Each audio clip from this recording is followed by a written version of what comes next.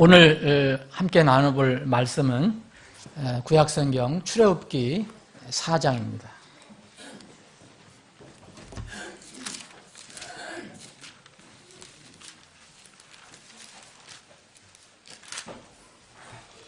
출애굽기 4장.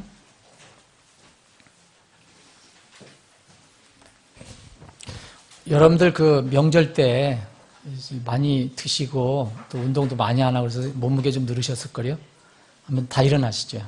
일어나셔서 운동도 하시고 하나님 말씀을 존중하는 마음으로 이렇게 4장 18절부터 불편하신 분은 안 일어서도 됩니다. 4장 18절부터 26절까지입니다. 제가 앞에 부분은 빠른 속도로 읽겠습니다. 그리고 나머지 부분을 제가 여러분들과 함께 읽을 부분을 말씀드리겠습니다. 4장 18절입니다. 여러분 뜻은 잘 생각해 보세요. 이 말씀을 묵상하시면서 모세가 가서 자기 장인 이드로에게 돌아가 그에게 이르되 원하건대 내가 가서 이집트에 있는 내 형제들에게 돌아가 그들이 아직 살아있는지 보게 하소서 하니 이드로가 모세에게 평안히 가라 하니라. 주께서 미디안에서 모세에게 이르시되 가라 이집트로 돌아가라 내 생명을 찾던 모든 자들이 죽었느니라 하시니 모세가 자기 아내와 아들들을 데려다가 나귀에 태우고 이집트 땅으로 돌아갔으며 하나님의 막대기를 자기 손에 잡았더라.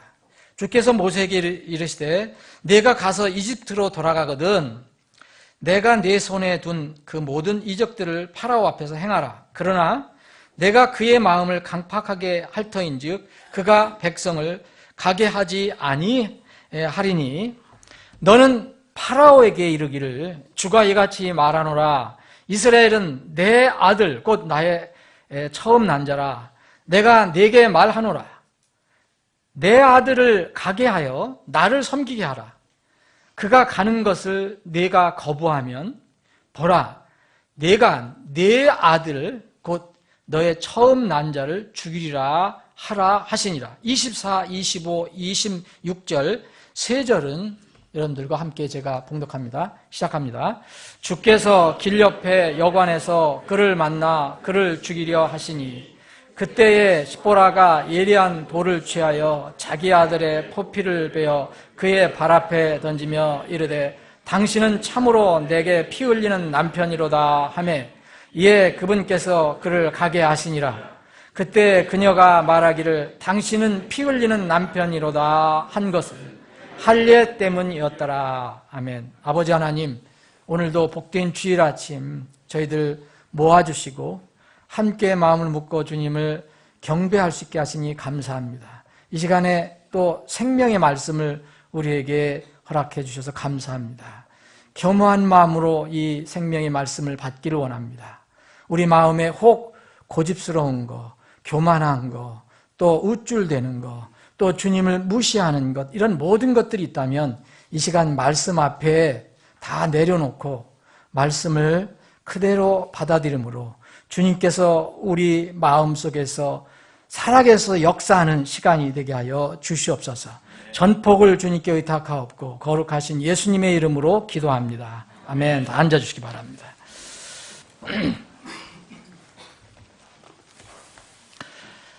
여러분 성경을 우리가 읽을 때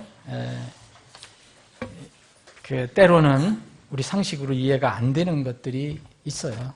저도 성경 읽을 때 그런 게 사실 수십 번 읽었을 거라고 생각되는데 정확히적인 모르겠는데 여전히 지금도 이 성경 읽으면 이런 말이 있었나라는 것이 있을 수가 있어요.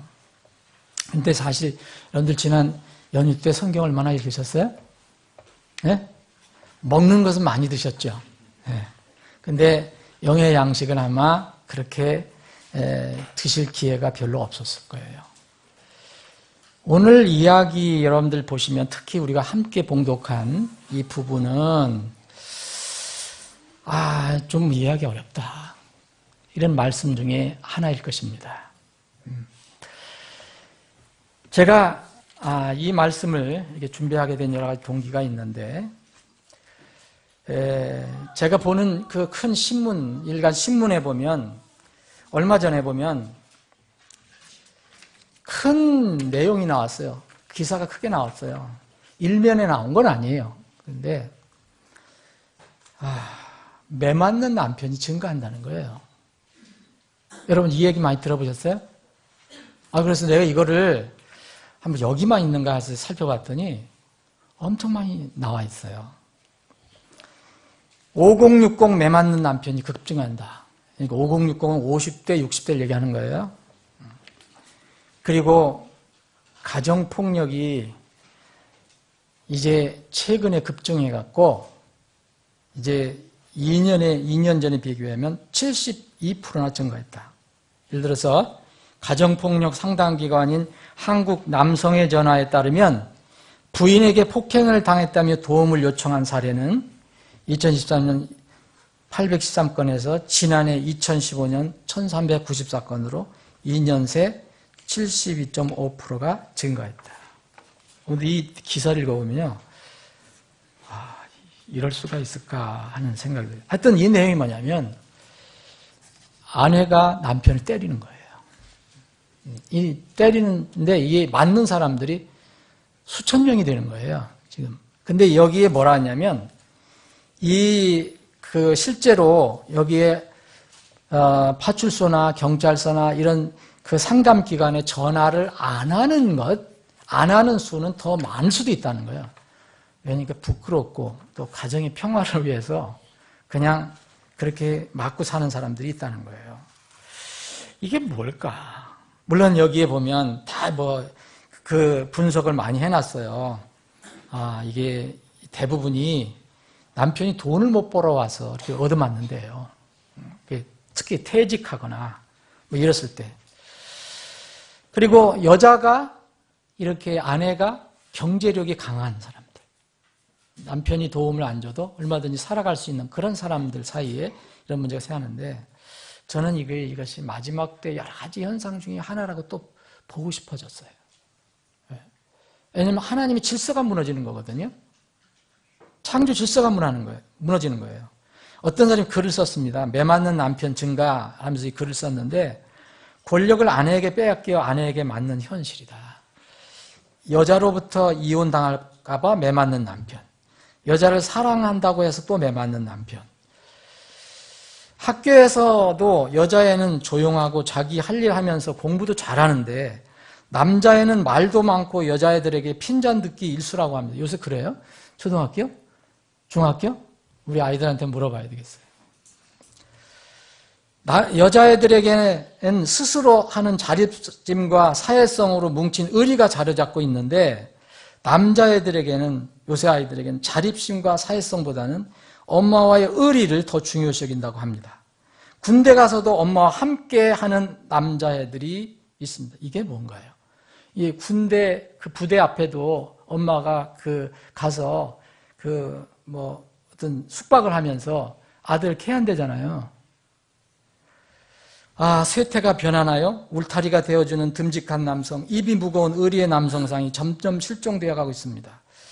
호르몬 분비에 이상이 걸린 걸까요? 기흐름의 이상 중인가요? 요즘 남자애들은 조잘되다가 여자애들에게 맞기 일수라고 하네요. 남자애는 여성화되어 가고 여자애들은 남성화되어 가고 있는 것 같다고 한다. 저는 이 사람들은 아무것도 어떤 면을 보면 이 세대가 이렇게 흘러가는구나 생각하지만 저는 이 성경의 말씀을 보면 여성화되어 간다, 남성이 여성화되어 간다는 거 이것도 마지막 때 하나의 증거거든요. 동성애도 그것 중에 하나거든요. 그래서 소돔과 고모라에는 맨 남자들이 이런 여성화된 사람들로 들끓고 있었어요. 이거는 한번 우리가 심각하게 생각해 봐야 될 문제다. 오늘 본문은 여러분들 왜 하나님께서 우리에게 주셨을까요? 여러분 이 말씀을 특히 우리가 같이 읽은 부분은 이해하기가 쉽지 않아요. 그래서 이 성경 전체를 출애굽기 1장서부터 계속 봐야 돼요. 이것을 이해하려면은. 그리고 출애굽기 이해가 안 되면 창세기부터 다시 봐야 돼요. 이게 왜 이렇게 보세요. 24절이면 주께서 길 옆에 여관에서 그를 만나서 누굴 만나요? 모세를 만나서 갑자기 그를 죽이려고 하셔요. 여러분 24절 돼 있잖아요. 보세요. 이게 이해가 정말 하기가 어려운 거죠. 이해를 우리가 하려면 이 하나님 말씀을 의심하면 안 되죠. 하나님 말씀을 의심하면 안 되죠. 우리가 모르는 거지. 이것을 잘 이해하려면 먼저 우리가 출애굽기 이해 안 되면 창세기로 가야 돼요. 인류의 최초의 가정과 남편과 아내의 이야기가 나옵니다. 여기에 여러분 이 모세와 십보라는 부부입니다. 부부. 거기 사이에 자녀가 났어요. 자, 한 가정에 이 창세기서부터 얘기하는 하나님께서 강조하신 말씀 뭐냐. 아담이 먼저 나고 아담을 위해서 이브를 만드셨어요. 그리고 한 가정을 만들게 하셔요. 한 가정을 꾸리게 하세요. 거기 가정이 생겼어요. 남편과 아내가 있어요. 그 이제 조금 있으면 또 자녀가 생겨요. 가정이 세워졌어요. 그럼 가정의 문제는 누구의 책임인가 이거예요. 우리 어르신이 계세요. 남편 책임이에요. 하나님께서는 아내보다는 남편에게, 자식보다는 부모에게, 특히 아버지에게 책임을 물으십니다. 우리 형제님들 잘 들으셔야 돼요. 저를 포함합니다. 자, 창세기 한번 넘어가 보겠습니다. 창세기 3장.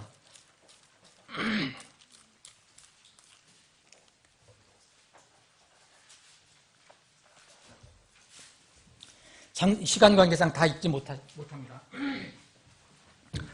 어제 좀 제가 여기 사무실 청소년 땀을 좀 흘렸어요. 금방 감기가 와요. 바로 씻지 않았더니. 그래서 감기 조심하셔야 돼요. 오늘부터 추워지고 내일 영하 8도까지 내려간대요.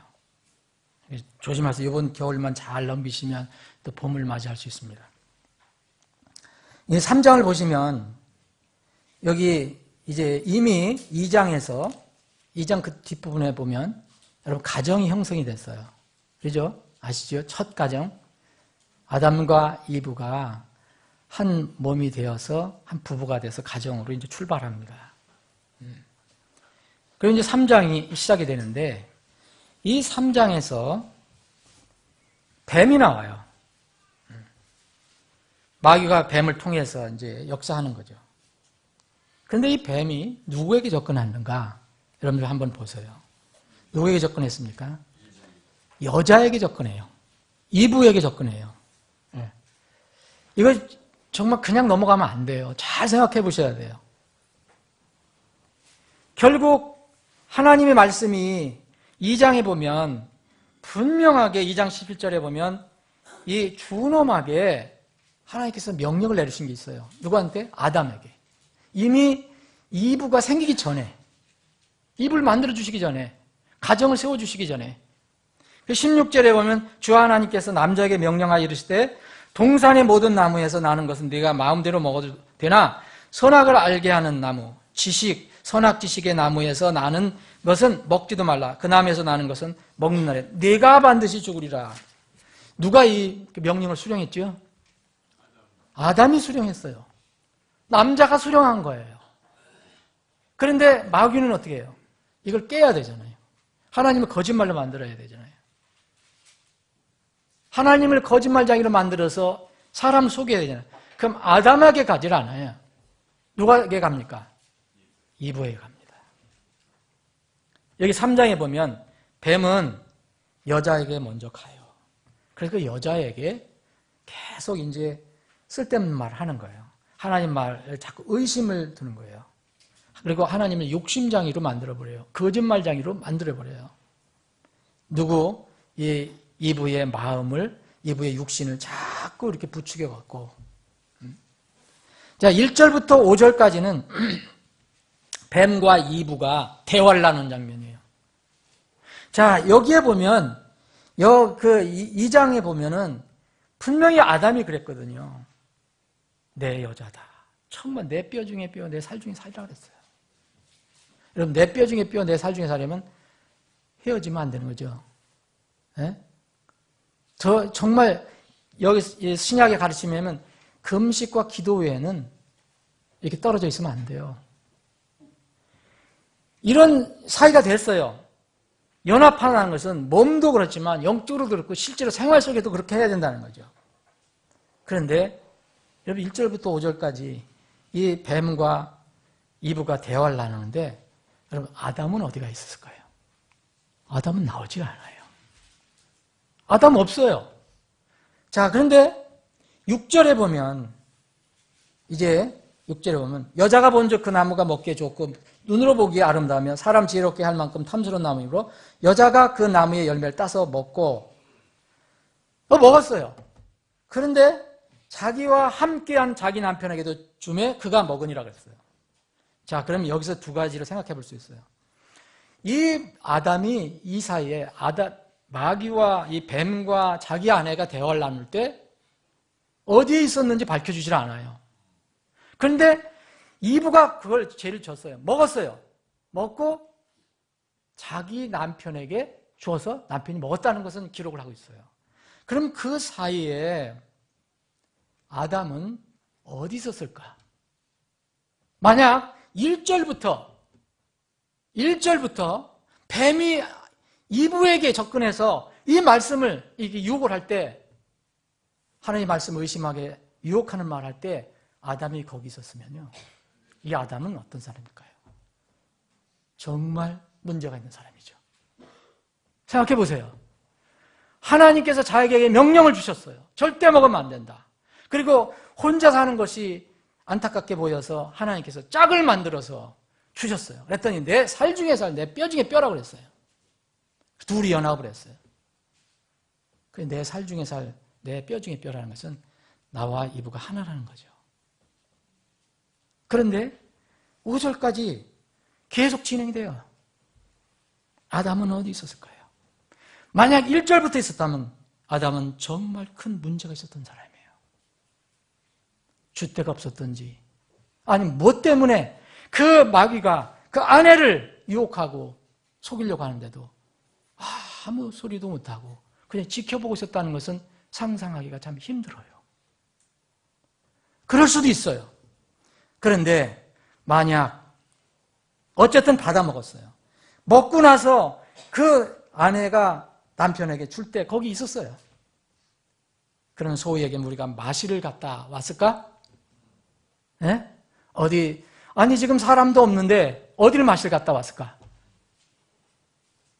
분명히 그 동산에서 너희 잘 관리하라고 그랬을 건데 분명히 그렇게 생각한다면 어디를 나갔다 왔다면 그것도 문제예요. 아내를 방치한 게 문제예요. 어쨌든 이랬든 저랬든 이 주님께서 하나님께서 이 아내의 머리가 되며 가정의 권위로 세운 아담은 제 역할을 하지 않은 거예요. 어떤 내용인지도 몰라요. 정말 그 옆에 있었는지 아니면 멀리 갔다가 다시 왔는지. 정말 저는 이 글을 다시 읽으면서 차 불쌍한 아담이구나. 이것은 우리 사실 형제들 해당되는 거예요. 남자들 해당되는 거예요. 매 맞는 남편. 이것이 지금 사회 현상이 돼 있어요. 정말 돈만 못 벌어와서 그런 건가? 이제 그렇게 주님께서 강하게 계셨는데 그걸 먹었어요. 이제 되돌릴 수 없게 됐어요. 주님께서 참으로 그래도 긍휼히 여겨주셔서 이제 이들이 뭐 부끄러우니까 얼른 앞치마 만들어 입고 어떻게 눈을 피하는 거죠. 주님께서 이들을 부르십니다. 그런데 주님께서 누구를 부르셨죠? 아담을 부르셨어요. 이브를 부르신 게 아니에요. 아담을 부르셨어요. 아담을 부르셔서 그에게 추궁을 합니다. 정말 불쌍한 아담이야. 하나님의 추궁에 궁색하게 변명합니다. 네가 어디 있느냐? 아담을 부르시며 그랬더니 하나님의 음성을 듣고 벌거벗어서 두려워서 숨었습니다. 그 누가 벌거벗은 거 알려줬느냐? 누가 알려줬느냐? 누가 내가 내게 먹지 말라고 명령한 거? 그거 내가 먹었느냐? 누가 그렇게 하게 했느냐? 그랬더니 12절 보면 이 아담 형제가 아담 선생님이 이렇게 대답해요. 남자가 이르되 하나님께서 나와 함께 있으라고 주신 여자, 곧 그 여자가 누구한테 지금 미루는 거죠? 자기 부인한테 미루고 있어요. 그 여자가 나에게 주어서 내가 먹었습니다. 여러분, 이 하나님께서 지금 추궁을 하셔야 그랬더니 하나님 책임이고 여자 책임입니다. 이거잖아요. 하나님께서 나와 함께 있으라고 주신 여자, 하나님께서는 어떻게 해서 주셨습니까? 정말 불쌍히 여기셨어요. 아니, 협력자가 없어, 합당한 협력자가 없어서 좀 안타깝게 여기셔서 그의 갈뼈를 만들어서 빼서 아름다운 이불을 만들어서 짝을 만들어 주셨어요. 누구를 위해서 한 겁니까? 아담을 위해서. 그런데 지금은 하나님께 미루고 있어요. 하나님이 책임이고요. 또 하나님께서 만들어 주신, 나에게 주신 그 여자가 나한테 먹게 했어요. 이겁니다. 하나님께서 이제 그 여자에게 또 질문합니다. 여러분, 여자는 또 누구한테? 다행이에요, 여자는. 이 아담한테는 안 밀어요, 책임을. 미룰 수가 없거든요. 아무리 생각해봐도 자기가 잘못한 거거든요. 남편도 잘못했지만 남편 말을 듣지 않았거든요. 남편이 분명히 얘기했을 거예요. 당신 이거 따먹으면 우리는 반드시 죽어. 그런데 속았거든요. 그래서 이것을 그 바울 사도는 계속 얘기합니다. 아담이 속은 게 아니고 이브가 속았다, 처음에. 그래서 이브 조심해야 된다. 그 말씀 있잖아요. 하나님께서는 차례차례 이제 추궁합니다. 여자에게 얘기합니다. 다행히 남편에게는 미루질 않아요. 여자가 뱀이 나를 속였습니다. 여러분, 여기 속였다고 얘기하잖아요. 이제 고백을 한 거예요. 뱀이 나를 속임으로. 전에는 속이는 걸 몰랐어요. 여러분, 한참 욕심일 때는 속는 거 몰라요. 자기 육신의 생각 있고 세상 욕심이 있으면 자기가 하나님의 말씀을 어기는 걸 모르고 산다니까요. 그리고 나서야 알아요. 자기가 고통스러워지면 알아요. 다행이에요, 그래도. 이것도 모르는 사람들이 부지기수예요. 뱀이 나를 속임으로 내가 먹었나이다. 하나님께서 뱀에게 또 추궁합니다. 뱀은 추궁할 필요도 없어요. 그냥 심판을 하셨어요. 차례대로 보세요. 이제 거꾸로 이제 뱀 이브 아담에게 그 행위에 대한 열매를 선언해요. 뱀이 어떻게 됐어요? 처음에는 뱀이 이렇게 아마 다녔을 것 같아요. 꼬부라처럼. 근데 이때 이후로는 배를 깔고 다니게 된 거예요. 흙을 먹고 흙 속에서 살고. 여자는요, 이때 이후에 아이 낳는 큰 고통이 임한 거예요. 그리고 여기 16절에 보면 이런 하나님이 선언을 합니다. 이 여인을 살리는 말씀이에요. 너의 열망이 내 남편에게 있으리니. 내 소망이 디자이어라는 거예요. 디자이어. 네 소망, 내가 소원하는 것이 남편에게 있으니. 여기를 벗어나면 불행해진다는 거예요. 결혼을 일단 하면. 너의 열망이 네 남편에게 있으리니 그가 너를 다스릴 것이니라.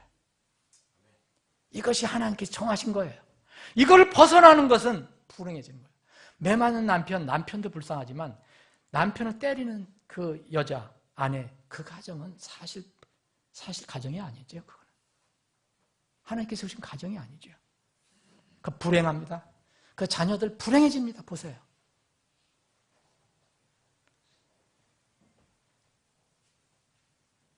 아담에게는 더 큰 심판이 임합니다. 아담 보세요. 내가 내 아내의 음성에 귀를 기울이고, 이게 큰 잘못이에요. 마실 것도 잘못이고, 만약 그 옆에 있었으면 주체성 없이 그냥 마귀하고 아내가 계속 대화를 나누도록 놔둔 것도 잘못이고요. 내가 내 아내의 음성에 귀를 기울이고 내가 네게 먹지 말라고 명령한 다음에 나는 것을 먹었은즉 너 때문에 땅은 저주를 받는다. 여러분, 우리가 하나 무엇을 잘못하면 그것으로 끝나는 게 아니에요. 주위 사람들한테 피해를 주는 거예요. 아담은요, 사람이 없었어요. 지금 이브밖에 없어요. 그런데 물론 후손들이 이제 어려움을 당하지만 그 땅이 저주를 받아요. 그래서 너는 평생도록 고통 중에 땅의 소산을 먹는다. 엉겅퀴를 낼 거다. 가시덤불을 낼 거다. 넌 들을 채소를 먹는데 19절에 보면 땅으로 돌아갈까지 내 얼굴에 땀을 흘려 빵을 먹으리니 이는 내가 땅에서 취해졌기 때문이라. 너는 흙이니 흙으로 돌아갈 것이니라. 하나님의 모든 선언이 끝났어요. 여기 처음에 하나님께서 아담을 만드시고 또 이브를 만드셨을 때도 그 질서가 있었어요. 이 다음에 이 죄를 짓고 난 뒤에도 그 질서는 변함이 없어요. 더 가중됐어요. 하나님의 그 벌이. 이것을 가지고 우리가 지금 사는 겁니다. 지금까지 사는 거예요. 이것을 어길 수 있는 사람은 아무도 없어요. 이것을 거스르려 하는 사람들은 다 불행해져요. 하나 없이 다 불행해집니다. 여러분, 아내가 남편을 패는 가정에 여러분 평화로운 가정으로 생각합니까? 나중에 불행한 가정으로 끝나요. 보세요. 자녀들 불행하게 끝납니다. 하나님의 질서를 무시하는 것은 다 열매를 자기가 받게 되어 있어요. 여러분, 아담이 왜 더 큰 징계를 받았을까요? 자신이 받은 은혜를 무시하고 하나님께서 부여하신 남편, 가정의 책임과 권위를 등한히 했어요. 이거 우리가 잘 생각해 보입니다. 지금 이 마지막 시대에 소돔과 고모라 같이 된다는 것은 남성들이 여성화된다는 것이 상당히 많거든요. 여러분, 성뭐 전환하는 것도 있는데 보면 전부 남성들이 여성이 되는 거지 여성이 남성 되는 건 드물어요. 전부 남성이 여성화되는 거예요. 거의 대부분 그래요. 여성이 남성이 되는 것도 있지만 이건 마지막 때의 현상입니다. 더 큰 고통스러운 벌을 내리셨어요. 아담에게. 아담은 자신만 고통받는 게 아니에요. 다른 사람에게도 고통을 주기 시작한 거예요. 여러분, 우리가 이 세상에 살 때 나 혼자 살지 못하거든요. 분명히 나의 어떤 삶에 그것을 통해서 가족에게 영향을 끼치고 사회에서도 영향을 끼치고 교회에서도 영향을 끼치고 이웃에게도 영향을 끼치는 거예요. 사랑하는 여러분, 이 이후로 이분은 절대로 큰 교훈을 얻었을 거예요. 내 남편을 떠나서는 안 되겠다. 내 남편의 권위를 무시하면 안 되겠다. 내 남편의 지도를 받지 않으면 안 되겠다. 이 이후로는 이것을 근거로 해서 신약의 남자와 그 남편과 아내의 질서가 다 거기 기록이 된 거예요. 고린도전서, 골로새서, 베드로전서, 디모데전서 다 근거에 이거예요. 새롭게 주신 게 아니에요. 어떻게 되어 있습니까? 한 가정에서 남편과 아내의 역할이 분명히 정해져 있어요. 기능이 정해져 있어요. 이런 원리는 세상이 어떻게 변하든지 상관없어요. 변하지 않아요. 이게 신약의 가르침이에요. 에베소 보세요. 남자와 여자, 남편과 아내의 역할이 분명하잖아요. 남자는 남편은 아내를 위해서 목숨을 걸고 사랑해야 돼요. 여자는 어떻게 해야 돼요? 철저히 남편에게 순종해야 돼요. 아무리 여자가 똑똑하고 아무리 많이 배웠어도 남자를 무시하면 그 가정은 무너지게 돼 있어요. 하나님이 그 가정에 복을 주시지 않아요. 이게 성경의 가르침이에요.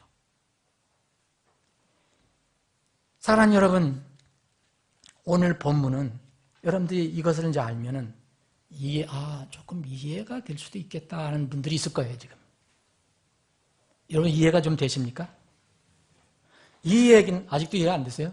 네. 이 얘기는 누구 얘기입니까? 모세와 시보라의 이야기예요.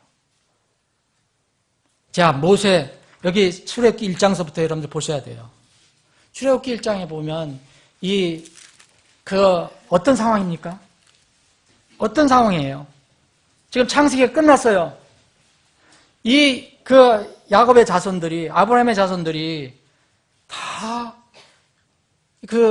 고통을 받고 있잖아요. 애굽에 가서. 요셉이 거기 가서 총리 대신 됐잖아요. 거기서 자손들이 엄청나게 불어났어요. 그런데 요셉을 알지 못하는 이 파라오가 나타나서 이 상황이 반전이 돼버려요. 완전히 전에는 이 히브리 사람들을 대우해줬는데 이제는 이 파라오가 나타나서 이스라엘 사람들, 히브리 사람들 죽이려고 해요. 왜냐하면 너무 수가 많이 늘어나니까 죽이려고 작정을 합니다. 괴롭히려고 해요. 그 상황이에요. 그래 울부짖음이 하나님께 올라갔어요. 하나님께서 계획을 세우십니다. 이 이스라엘 사람들을 애굽에서 건져내야겠다. 그래서 여기서 여러분 1장이 그런 내용이에요. 1장 보면은 파라오가 이 불어나는 이스라엘 사람들을 막기 위해서 이스라엘 산파들에게 무조건 아들을 낳으면, 히브리 아들 낳으면 무조건 강물에 빠져 죽여라. 그랬어요. 그 내용이에요. 그런데 하필 보시니까 2장에 보니까 이 이스라엘의 그 경건한 가정, 레위의 집에 그 남자, 여자, 이게, 결혼을 하는 게 나와요. 2장 1절에 보면. 이게 누구냐면, 모세의 부모예요. 아므람과 요게벳. 이 두 사람이 부가 되죠. 근데 이 굉장히 어려운 상황에서 아들을 낳으면 죽여야 되는데 딸이 나오지 않고 아들이 나온 거예요. 그게 누구예요? 모세예요. 어떻게 3개월 동안은 잘 숨어서 키웠어요. 3개월 키우니까 소리도 커지고 이게 뭐 어떻게 더 이상 숨길 수가 없는 거예요. 그래서 어떻게 했어요? 갈대로다 만드는 그 상자를 만들어서 그 강에다 띄운 거예요. 그냥 죽일 수는 없고. 그리고 그 언니, 그 누나, 그 미리암일 거예요. 모세인. 미리암이 가서 정탐을 하잖아요. 누가 저 아기를 살리지 않을까. 그다음에 마침 하나님이 역사져요. 파라오의 딸이 목욕하러 나일강변을 와요. 그래서 그걸 보는 거예요. 그러니까 그 안에 예쁜 아기가 있으니까 뭐 히브리인이고 뭐고 상관이 있어요? 그래서 하나님 마음을 그렇게 주셨는데 자기 아들로 삼기를 원한 거예요. 공주가. 그래서 유모를 불러요. 유모는 또 누구예요? 모세 엄마가 기다리고 있었잖아요. 모세 엄마가 유모가 돼서 그 자기 아들을 잘 젖을 먹여서 키웁니다. 그래서 몇 살이 됐는지는 모르지만 이제 어느 정도 됐을 때 이제 여왕 저기에게 줍니다. 딸에게 줘요. 그리고 어디 가세요? 왕궁에 살게 됐어요. 갑자기 왕자가 된 거예요. 이래서 모세가 왕자가 된 거예요. 그런데 여러분들 보세요. 여기서 이제 보면은 2장에 보면 이 히브리인이라는 못 속이잖아요. 엄마가 젖을 먹어서 키웠는데 너는 히브리인이다. 그랬을 거예요. 가서 그 피가 또 있잖아요. 그 왕자로 있을 때 이집트 사람하고 그 노예인 히브리 사람이 싸우는 걸 보고 민족심이 발동해서 애굽 사람을 때려 죽이잖아요. 모세가. 근데 히브리 사람이 오히려 이 모세를 어렵게 해주니까 도망을 해요. 도망간 것이 미디안이에요. 미디안에 갔는데 거기서 이제 가보니까 도망가니까 그 어떤 아녀자들이 그 처녀들이 양떼를 먹이고 있는데 또 어떤 강도들이 와서 어려움을 줬을 때 그것을 쫓아내요. 모세가. 그래서 호감을 얻게 되죠. 이렇게 해서 만나게 된 것이 바로 르우엘 이야기하면은 이드로예요. 미디안의 제사장. 여기서 만난 사람이 자기 첫 아내 시보라예요. 미디안의 제사장 이드로가 그 모세에게 딸과 결혼하게 합니다. 사위를 삼은 거예요. 그래서 모세는 시보라와 이제 부부가 된 겁니다. 이게 바로 배경이에요. 그런데 이제 이드로 장인의 그 가축을 먹이니까 이제 이렇게 가축을 먹이다가 보면 그러니까 또 양을 따라서 가는 거 아니에요. 양이 이렇게 좋은 그 풀밭을 따라다니니까. 그러다 보니까 어디까지 갔느냐 하면은 하나님의 산 호렙까지 가버린 거예요. 여기 있을 때 하나님께서 떨기나무에서 나타나셔서 이제 부르신 거예요. 하나님 다 계획 있죠. 그것이 바로 3장입니다. 3장. 내가 너를 부르겠다. 내가 너를 이스라엘의 구원자로 부르겠다. 압자에서 건져내라. 파라오에서 건져내라. 근데 3장, 4장에 보면 계속 이 모세가 이 사람이 쪼그러들었는지 이게 주님의 저기를 안 해요. 전 못합니다. 전 말도 못합니다. 전 찌질이 못난 사람입니다. 정말 찌질이 못난 것도 아닌데 말도 못하고 말도 둔합니다. 여러 번 하나님께서 그래 내가 널 도와주겠다 해라.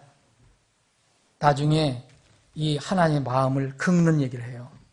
이게 4장 13절 보면 내가 너 내 입과 함께하고 내 입이 되어주고 그랬더니 가라 하는데도 원하건대 주께서 내 보내고자 하는 자의 손을 통해 보내셔서 저는 못 갑니다. 다른 사람 보내세요. 그러니까 하나님이 화가 엄청나게 올랐어요. 여기 14절 보세요. 주의 분노가 모세를 향해 타올라 그랬잖아요. 여기서 한 번 하나님께 되게 책망을 들어요. 그리고선 굴복을 합니다. 순종을 합니다. 가겠습니다. 이거예요. 배경이에요. 그리고 나서 보세요. 우리가 18절부터 읽었잖아요. 이건 하나님을 큰 명령을 받았어요. 그래도 이 부인하고 잘 살고 있는데 시보라하고 아들까지 나가면서 아들 둘 낳았어요. 뭐 평안하게 살고 있는데 하나님께서 가라는 거예요. 가서 파라오 앞에 서라는 거예요. 그 엄청난 살인자 파라오 앞에 이제 간다고 얘기는 했어요. 가서 장인한테 얘기합니다. 제가 이렇게 해서 가게 됐습니다. 그래, 이드로는 참 멋있는 분인 것 같아요. 평안히 가라고 얘기합니다. 그래서 모세가 20절에 보세요. 자기 아내와 아들들 데려다가 나귀에 태우고 이 땅으로 들어가요. 하나님께 주신 그 막대기를 잡고. 그래서 너희는 거기 가서 파로한테 그렇게 얘기해라. 너 이스라엘은 내 아들이다. 내 아들 안 보내면 내 아들을 죽이겠다. 하나님께서 그렇게 말씀하셨거든요. 그 말을 전해라. 그리고 나서 여러분 24절 말씀이 나온 거예요. 이해가 됩니까? 저도 전에 이해 안 됐어요. 처음에 읽었을 때 이게 무슨 말인지 몰랐어요. 주께서 길 옆에 여관에서 모세를 만나서 그를 죽이려고 한다는 거예요. 아니 조금 전에 보내신 건 누구인데? 그렇게 안 간다고 하는 사람을 붙들어서 가라고 하신 건 누군데? 여기서는 또 갑자기 죽이신다는 거예요. 여러분 성경을 보면요 우리가 이해하기 좋게 아주 소상하게 기록되어 있는 것도 있어요. 근데 어떤 것은 거두절미하고 결과만 써놓은 것도 있어요. 그 부분입니다. 이거는 여러분 여기 배경 설명이 지금 설명드렸지만 그래도 왜 죽이시려고 하는지는 기록이 안 돼 있어요. 결과만 나와 있어요. 그럼 하나님은 여러분 어떻게 생각하세요? 하나님은 실수하시는 하나님이라고 여러분 생각하십니까? 하나님이 실수하시는 하나님이라면 여러분들 이 말씀을 읽을 수가 없어요. 하나님은 실수하시지 않는 분이에요. 그분은요, 하는 일이 모두 거룩하고 모두 옳아요. 그분이 하는 말씀은 다 진리예요. 성경은 모세와 십보라의 결혼 생활에 관해서 어떤 언급도 없어요. 근데 갑자기 이스라엘의 그 지도자로 부르시고 갑자기 내려가게 하시고 그런데 어느 날 또 갑자기 죽이려고 하세요. 사랑하는 여러분, 여기 24절, 25절, 26절에 답이 들어있어요. 모세와 십보라의 관계가 여기 나와요. 모세는 남편이고 십보라는 아내예요. 도대체 이 여인이 갑자기 자기 아들의 포피를 베어갖고 그 자기 남편 앞에 그 자기 아들의 포피를, 그 피가 철철 흐르는 포피를 집어던지면서 당신 참으로 내게 피 흘리는 남편이라 그랬어요. 그랬더니 주님께서 가게 하셨다고 나와있어요. 이게 어찌 된 일입니까? 사랑하는 여러분, 성경이 잘못됐을까요? 저는 절대 그렇게 생각하지 않아요. 여기에는 무슨 문제가 있었던 거예요. 성경이 소상하게 밝히지 않는 문제가 있었던 거예요. 무슨 큰 죄의 문제가 있었어요. 그것이 바로 가정 문제였고 부부 문제였어요. 장인 이드로는 참 좋은 사람이었지만 이 사실이 두 사람의 스무스한 결혼 생활을 보장하는 건 아닙니다. 십보라는요, 어디 출신이었습니까? 이스라엘 사람이 아니에요. 미디안 사람이에요. 자기 장인은 분명히 하나님을 아는 것 같아요. 영향을 받았겠지만 여전히 미디안 사람이에요. 십보라에게는 이스라엘이 받은 하나님 명령이 없어요. 십보라는 자기 남편으로부터 이야기를 들었을 거예요. 아브람 그 이전서부터, 아니 그 모세 그 이전서부터 아브람부터 할례의 명령이 떨어졌어요. 이스라엘 백성에게. 누구든지 이스라엘 사람은 남자면 무조건 할례라 그랬어요. 만약 할례를 하지 않으면 끊쳐지리라 그랬어요. 알았을 겁니다. 분명히 전했을 겁니다. 십보라는 이것을 분명히 들었어요. 근데 무슨 일인지 모르지만 이것을 순종하지 않았어요. 순종하지 않은 겁니다. 아마도 히브리인들에게 주어진 그 하나님 명령 할례를 싫어했을 거예요. 피를 흘리게 하는 것이 싫어했을 거예요. 더군다나 자기의 애주중지하는 아들, 여기 게르솜인지 엘리에셀인지 몰라요. 그 아들의 그 표피를 잘라낸다는 것, 이건 받아들일 수가 없었던 거예요. 도대체 하나님 말씀 이게 뭐냐? 남편은 얘기했을 거예요. 이 두 사람 사이에 불화와 갈등이 있었던 거로 저는 생각합니다. 성경은 그렇게 기록하지 않지만 모세가 죄를 지고 있었어요. 무슨 죄를 지었습니까? 모세는 여러분 보세요. 이 전에 뭐예요? 일국의 큰 지도자로 지금 부름을 받고 있습니다. 근데 작은 어떤 계명을 생각하면 이 명령도 무시하고 살고 있는 거예요. 지금. 어떻게 일국의 지도자가 될 수 있습니까? 하나님은 그런 사람 쓰시지 않죠. 분명히 그를 불렀지만 그것을 해결해야 돼요. 두 사람 사이에 갈등이 있었다는 것은 우리가 이 성경을 보면 알 수가 있어요.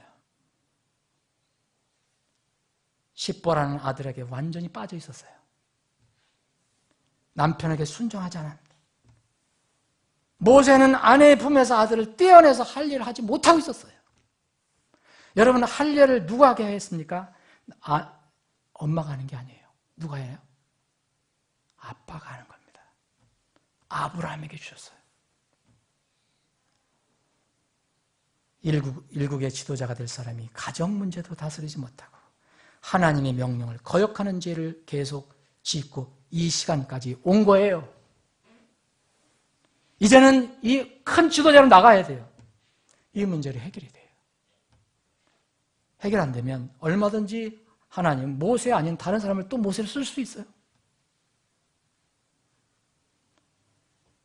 하나님으로부터 죽임을 당할 위기에 처했어요.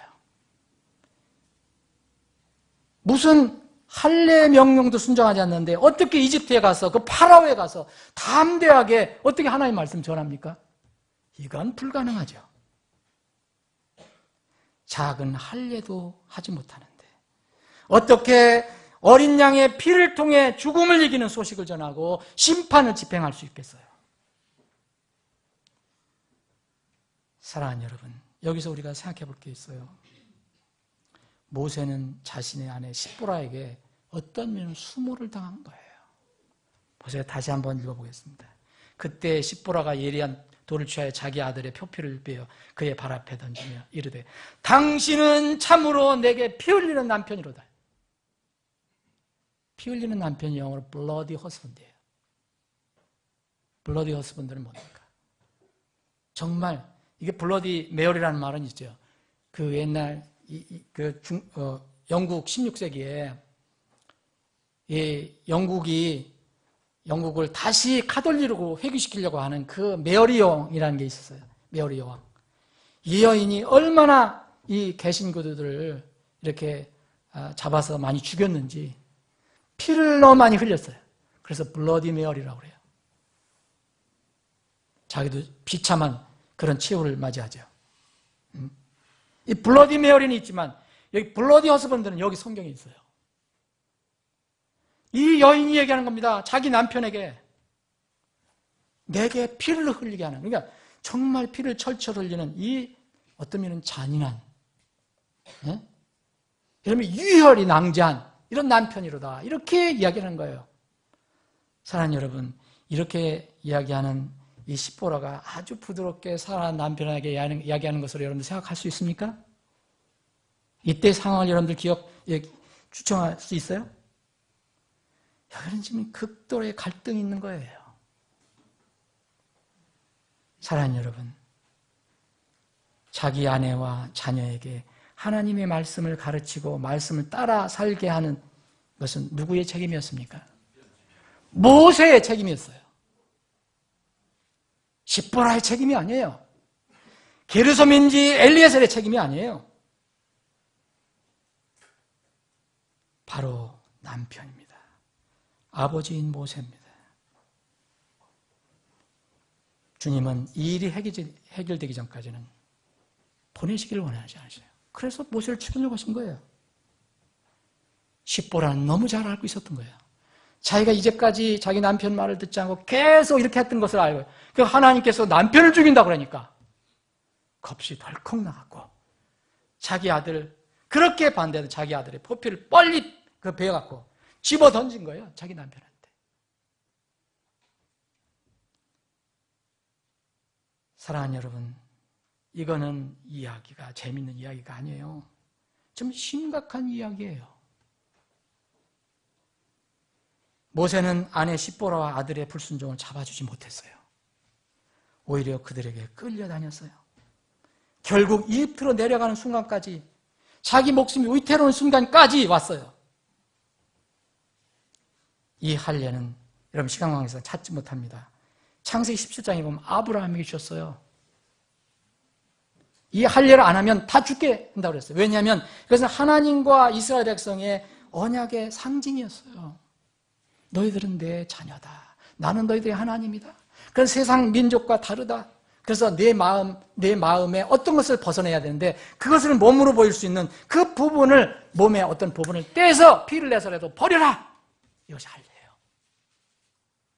그래서 여러분, 이 신약에 오면 뭐랬습니까?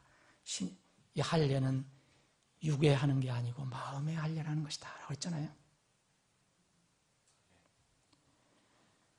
몸에 하는 할례는 곧 믿음으로 하는 그리스도의 할례의 모형이었어요. 고린도서 2장 11절에 보면 그리스도의 할례가 나와요. 우리는 주님께서 우리를 위해서 할례를 받으셨기 때문에 우리는 그거 할 필요가 없어요. 뭡니까? 그리스도의 할례라는 건 뭡니까? 우리의 모든 육신의 모든 죄, 이 더러운 것들을 주님께서 대신 다 처리하셨다는 거 아니에요? 많은 사람들이 24절 읽고 이상한 하나님이 아니냐고 얘기해요. 하나님 이상한 분 아니에요. 주께서는 자신의 모든 길에서 의로우시며 자신의 모든 일에서 거룩하시도다. 주의 말씀은 오르며 그분의 모든 일은 진리 안에서 일어나는도다. 진리 안에서 이루어지는도다. 시편 33편 4절 말씀이에요. 이상한 것은 하나님이 아니라 불순종한 모세와 그의 가족이었습니다. 모세는 가정을 다스리지 못하고 우유부단하게 여기까지 온 큰 죄를 저질렀어요. 창세기 3장에 나와 있는 이 아담의 또 다른 모습이에요. 자기 아내를 방치하고 정말 우유부단한 삶을 살아온 거예요. 사랑하는 여러분, 이 사건 이후에 두 사람 부부 사이는 어떻게 됐을까요? 얼마나 냉각됐을까요? 아내가 남편을 수모하는 말을 했어요. 잘 되겠어요? 같이 내려갈 수 있겠어요? 그런데 모세 보세요. 그래서 훌륭한 사람이에요. 하나님부터 큰 책망 받았어요. 죽임을 당할 뻔했어요. 아내로부터 수모를 당했어요. 이 피 흘리는 남편이다, 당신은. 속이 얼마나 많이 상했겠어요. 하나님, 나 이집트로 안 내려가겠습니다. 우리 이스라엘 백성이 죽든 살든 내가 무슨 상관이 있습니까? 그리고 그 홧김에 돌아설 수도 있었을 거예요. 모세 그렇게 하지 않았어요. 내려가는 일을 중단하지 않고 자신의 사명을 계속 수행해 나갑니다. 여러분, 여기 분명히 20절에 자기 아내와 아들들을 데리고 내려갔잖아요. 내려가는 중간에 일어난 일이에요. 그런데 여러분 쭉 읽어보시면 5장, 6장, 9장 쭉 보면 거기에 아내와 아들 이야기가 전혀 안 나와요. 어디다 두고 간 거예요? 이때 아마도 이걸 거의 분명한 겁니다. 이때 모세는 굳은 결단을 하고 십보라와 아들을 친정으로 돌려보냈어요. 모세가 출애굽의 큰 사역을 이제 성공합니다. 백성들이 이끌고 다시 미디안 땅으로 가까이 왔을 때 이때 장인 이드로는 자기 집에 와 있던 딸 십보라와 두 아들을 비로소 모세에게 넘겨줍니다. 18장, 출애굽기 18장 한번 보세요.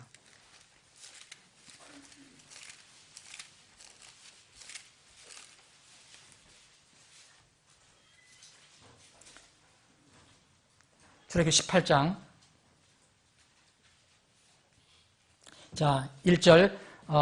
모세의 장인이여 미디안의 제사장인 이드로가 하나님께서 모세와 자신의 백성 이스라엘을 위하여 행하신 모든 일, 곧 주께서 이스라엘을 이집트에서 데리고 나오신 일에 관하여 들으니라. 2절. 그때의 모세의 장인 이드로가 모세가 전에 돌려보낸 그의 아내 십보라와 그의 두 아들을 데리고 왔으니 그중 하나의 이름은 게르솜이더라. 이는 모세가 이르기를 내가 타국에서 애국이 되었다 했기 때문이다. 그리고 엘리에셀이 있어요. 여러분, 이때 비로소 이드로가 모세가 전에 돌려보냈던 그 아내 십보라와 두 아들을 이제 데리고 나옵니다. 이제 다시 만나게 되는 거예요. 사랑하는 여러분, 모세는 이런 면에서 훌륭한 사람이에요. 비록 실수는 했어도 하나님께서 그것을 알려주실 때 그것을 빨리 해결하고 계속 나아갔던 사람이에요. 사랑하는 여러분,